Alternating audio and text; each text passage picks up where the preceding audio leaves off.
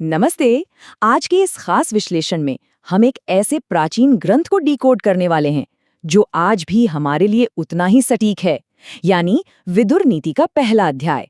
ये कोई पुरानी बोरिंग ऐतिहासिक कहानी नहीं है, बल्कि लाइफ को बिना स्ट्रेस के एकदम सही ढंग से जीने का एक फुल प्रूफ ब्लूप्रिंट है। तो चलिए बिना किसी देरी के सीधे काम की बात पर आते हैं और इस कमाल के प्राचीन विजडम को समझते हैं। ठीक है, तो आइए देखते हैं कि आज हम क्या क्या कवर करने वाले हैं। हमारी ये चर्चा 5 बहुत ही दिलचस्प हिस्सों में बटी है। शुरुआत करेंगे एक शक्तिशाली राजा की उड़ी हुई नींद के कारणों से, फिर समझेंगे कि असल में सच्चा पंडित या बुद्धिमान किसे कहते हैं। इसके बाद बात करेंगे एक मूर्ख की पहचान की, फिर आएगा सफलता का वो प्राचीन गणित जो आज भी काम करता है, और अंत में देखेंगे कि कैसे क्षमा करना कोई कमजोरी नहीं बल्कि इंसान की सबसे बड़ी ताकत है। तो शुरुआत करते हैं हमारे पहले भाग से, एक राजा की दुविधा और उसकी रातों की उड़ी हुई नींद। तो होता क्या है? ये महाभारत काल की बात है। संजय एक संदेश लेकर लौटे हैं और अगली सुबह सभा में वो संदेश सुनाने वाले हैं। बस इसी एक बात ने राजा धृतराष्ट्र की रातों की नींद उड़ा दी है। पर उनकी इस भयानक बेचैनी की असली वजह क्या थी? असल में उन्होंने अपने राज्य का इतना बड़ा भार दुर्योधन, शकुनी, कर्ण और दुशासन जैसे एकदम अयोग्य लोगों पर छोड़ दिया था। और तो और वो आज्ञाकारी युधिष्ठिर के सद्गुणों को देखने में पूरी तरह अंधे हो चुके थे। अब जाहिर सी बात है, जब गलत लोगों को इतनी बड़ी जिम्मेदारियां सौंपी जाएंगी तो स्ट्रेस और एंग्जाइटी का आना तो तय है ना। खराब लीडरशिप कैसे आपकी मानसिक शांति छीन लेती है, ये उसका एक परफेक्ट उदाहरण है। अपनी इस परेशानी का हल निकालने के लिए राजा विदुर को बुलाते हैं, और विदुर का जो जवाब था वो बहुत ही सीधा और एकदम दिल पर लगने वाला था। विदुर कहते हैं कि रातों की नींद अक्सर उन लोगों की उड़ती है जो बेवजह किसी ताकतवर इंसान से दुश्मनी मोल ले लेते हैं, या जो कमजोर हैं जिनका सब कुछ छीन गया हो, या फिर वो जो दूसरों के धन पर लालची नजर रखते हों।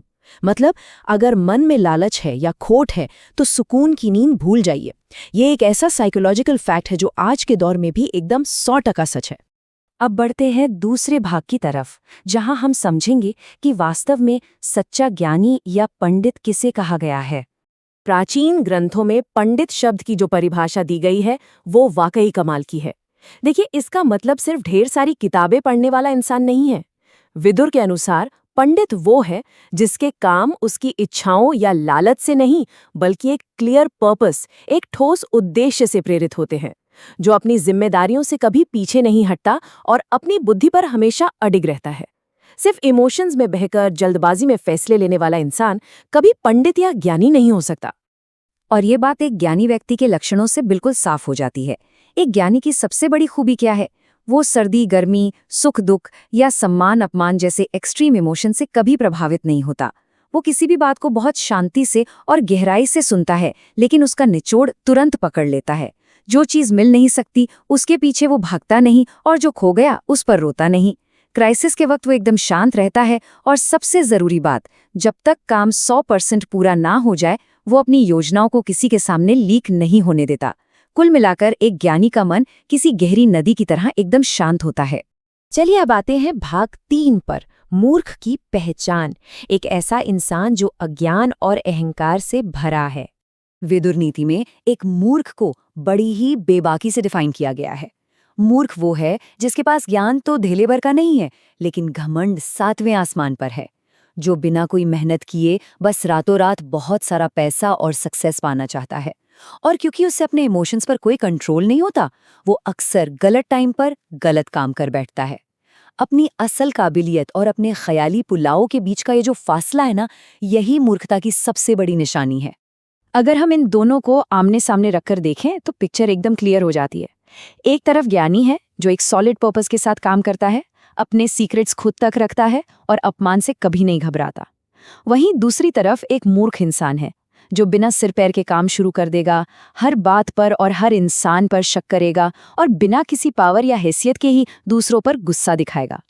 एक मूर्ख इंसान हमेशा अपनी गलतियों का ठीकरा दूसरों पर फोड़ता है, और जो काम तुरंत होना चाहिए उसे हफ्तों तक लटकाए रखता है।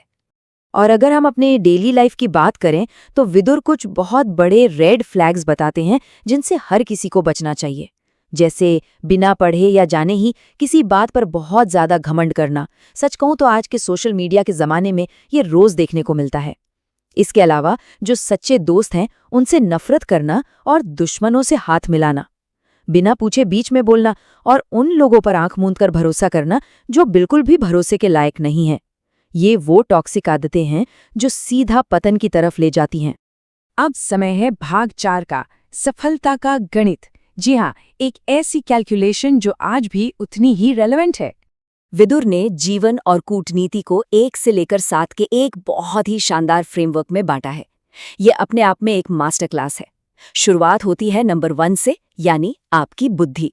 इसी एक बुद्धि से सही और गलत के बीच का फर्क तय होता है। फिर आते हैं 3 तरह के लोग, दोस्त, दुश्मन और न्यूट्रल।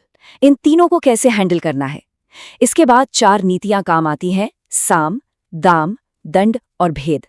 सफलता पानी है तो अपनी 5 इंद्रियों पर पूरा कंट्रोल होना चाहिए। और आखिर में आती हैं 7 बुराइयां जिनसे हमेशा बचना है, जैसे जुआ, कड़वे शब्द या बेईमानी का पैसा। सोचिए, बस एक बुद्धि को सही दिशा देने से इंसान कैसे 5 इंद्रियों को जीतता है और 7 बुराइयों से बच जाता है। अब जरा इस गहरी बात पर गौर कीजिएगा। विदुर कहते हैं कि जहर केवल उसे मारता है जो उसे पीता है, एक हथियार केवल एक इंसान की जान लेता है।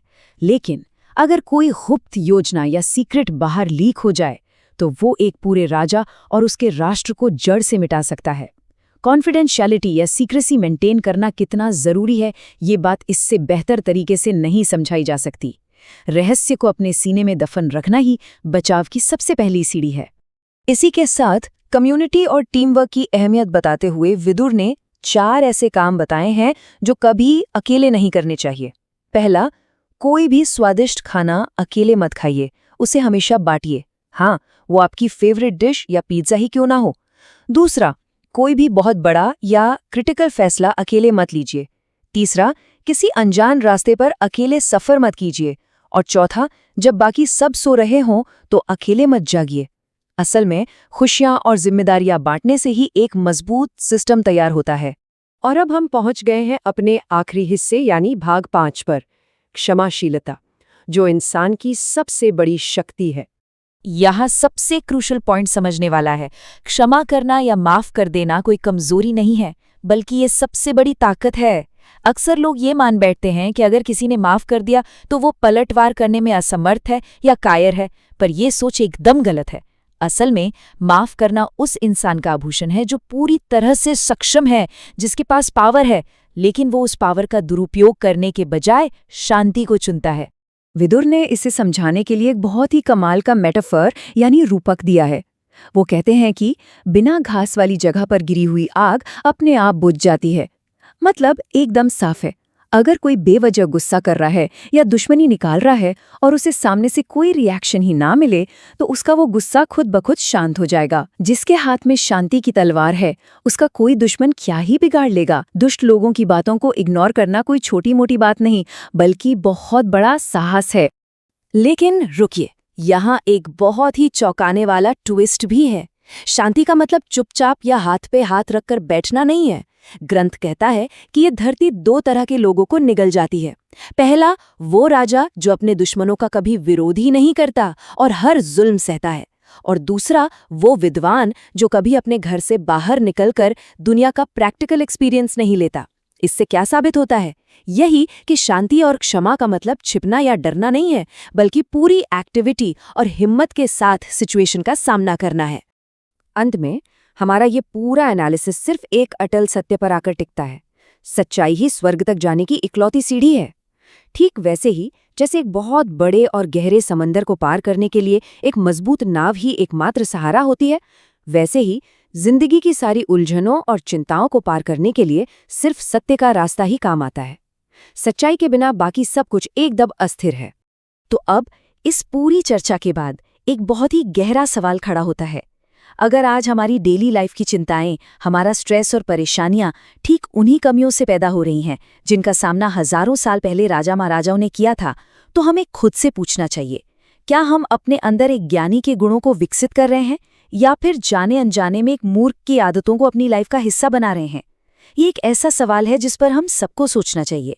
इस विश्लेषण में साथ बने रहने के लिए बहुत बहुत धन्यवाद।